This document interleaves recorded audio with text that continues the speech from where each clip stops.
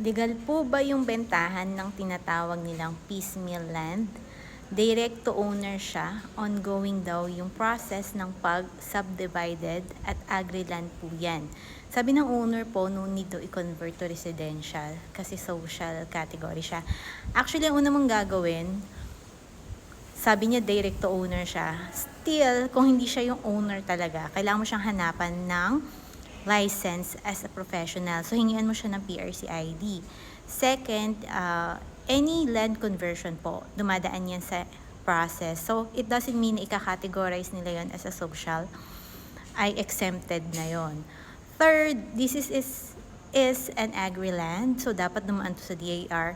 Remember, let's be careful sa mga agriculture land kasi meron mga farms na ginrant lang sa kanila.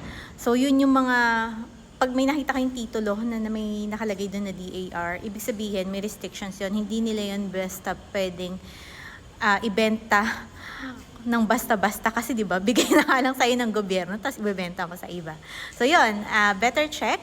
And for me, para iwas hassle, 'di ba? Huwag kang bumili sa isang bagay na hindi ka sure. Yun lang. If you have additional questions, message below.